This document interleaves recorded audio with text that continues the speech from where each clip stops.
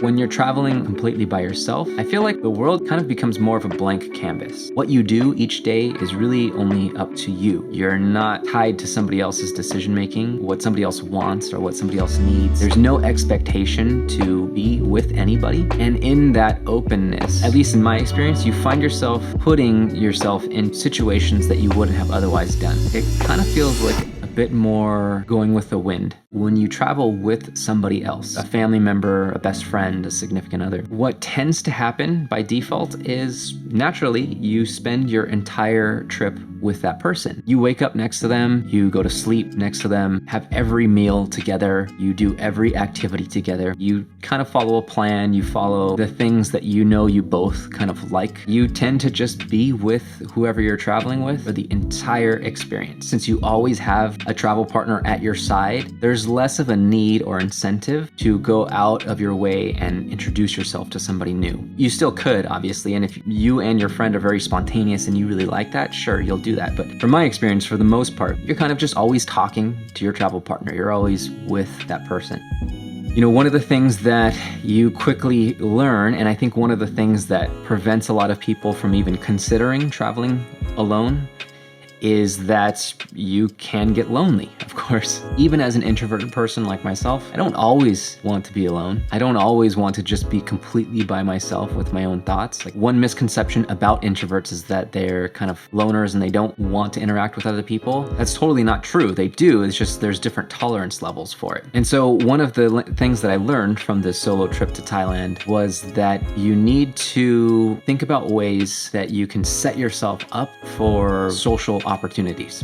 What I mean by that is when you go to a hotel, how many people really are like mingling downstairs? Not much. Like sometimes you will find that. Sometimes maybe in the hotel bar, people will be talking to each other that have never met before. But oftentimes people stay in hotels that are traveling with a partner. And so they walk through the lobby, they go upstairs, go to their room, walk down through the lobby, go out and do their adventure for the day and repeat. That's kind of the hotel environment. I knew I was going to be in Thailand by myself. Obviously, by default, you're alone. But stay in a hostel and easily you're surrounded by people that oftentimes are traveling by themselves too. And so they want to meet people. They want to have a spontaneous adventure. They want to be social. It's almost a guarantee that you're going to meet people that want to meet other people too. And the same can be said for activities. And so here are a couple of things that I did in Thailand in order to set myself up for having a lot of options to connect with people. The first was a boat tour that was, I think, also in Koh Phi Phi, where it would take you to various islands and they would provide drinks, they'd provide beer. So it was kind of catered toward a younger crowd. And this was several years ago, so I was a lot younger then. And it would also take you to a particular beach that was part of the movie called The Beach with Leonardo DiCaprio in it. I think Maya Bay. So yeah, it was a total touristy boat cruise or boat tour. But because of that, it was just one opportunity where you knew that you were going to meet a lot of other people. They were going to be in a good mood. It was going to be kind of an adventurous thing. Overall, I guess what I'm trying to say, it was just a really easy environment in which to meet other people. It was a whole lot of fun. We were just drinking all day. They would stop at different places, jump into the water. They gave us life vests that instead of wearing it on your chest, you would actually turn it upside down and wear it kind of like a diaper. And then you would take your beer into the water and you would just kind of like lean back in this thing. You'd sit up and float, just look at the beautiful mountains, all the trees on the mountains, the crystal clear water, drink your beer. And they pulled over to this other place where, you know, this is probably pretty dangerous considering we were all pretty drunk, but you would climb up the cliffside and you could jump off into the water. And then of course they took us to that beach that was in that film, and you kind of had to walk through this rocky area where there were parts where you had to cross through some water. It was really cool. It was really beautiful. We finally got to that one beach. There weren't a lot of people there, and you can walk pretty far into it and still just the water's kind of at your knees. So it was super shallow. And I remember we were all just kind of lying down in the water, and it was kind of like stormy off in the distance. And eventually it started raining and there was thunder, but it was still super warm outside. It felt pretty surreal, actually. Another tactic that I think is really helpful is when you travel by yourself, find an activity that is personally really fulfilling to you. One reason that I specifically chose Thailand was that it was a destination for rock climbing. And that was something I was really into at the time. The beautiful thing about that is that when you look for an excursion or an activity that revolves around a hobby or a passion that you have, again, you're putting yourself in an environment where you're pretty much guaranteed to meet somebody. And in this case, you're almost guaranteed to meet somebody that is going to share some kind of interest with you. So this was on the island of Krabi. I found the first rock climbing shop that I came across. They took us out on a boat. They took us to different spots where I guess there were some kind of established deep water soloing routes. They weren't really difficult, so it wasn't like a super intense climbing excursion, but you could definitely get up on the rocks. You could climb up different routes or problems, if you will, as they're known in the climbing world. And everybody that was there kind of had some love for climbing. And so it was a great way to not only experience the island, but also to just be around people that had similar interests. Now, one more example that I have about how traveling solo doesn't have to be as lonely as people think is you can pick a destination where maybe the majority of your trip will be kind of on your own personal adventure, but also where part of the trip can be deeply connected to somebody that you already know. So on this particular trip to Thailand, one of the things that I was very fortunate about was I had a friend from college that was in the same business organization that I was in, and he was studying in the US at the time, but he was from Thailand. And so after we all graduated from college, he ended up moving back to Thailand and living on the outskirts of Bangkok. And of course, nowadays with social media and stuff, we all can see what other people are doing.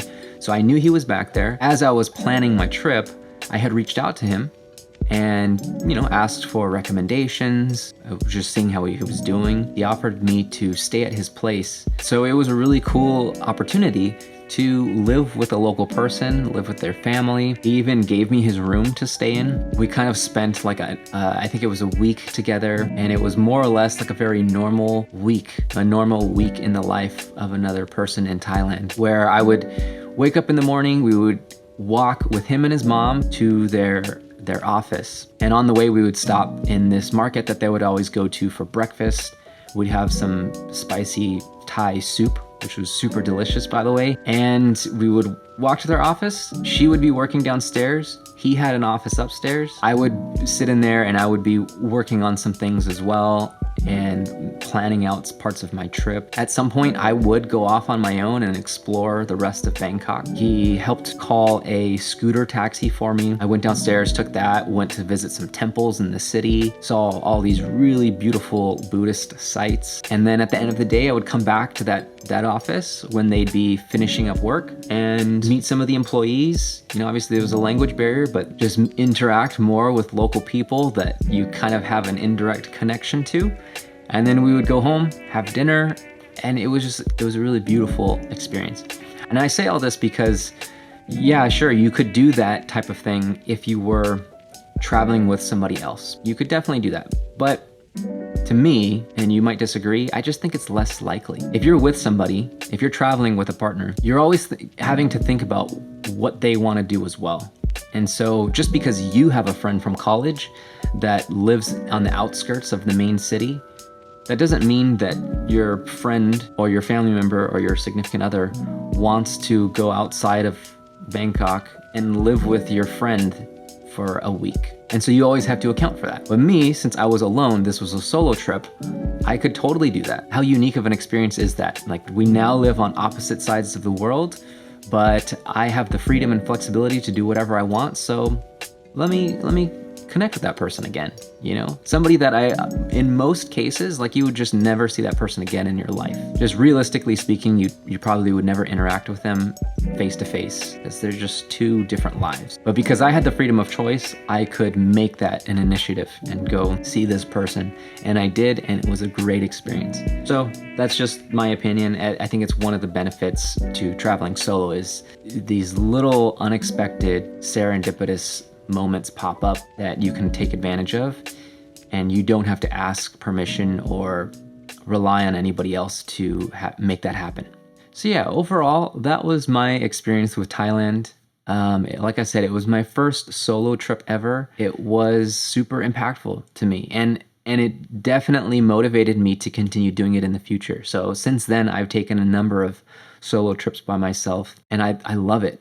I still obviously love traveling with other people, with good friends of mine. I'd like to do a lot more of that, in fact. But there's just so much value and so much uniqueness to traveling alone that you you simply don't get when you're traveling with somebody else. You just don't, you're not in the same mindset. It can be a little bit scary, can be a little bit uncomfortable, but the opportunities and the things that pop up as a result of that can really just make life feel, I don't know, special.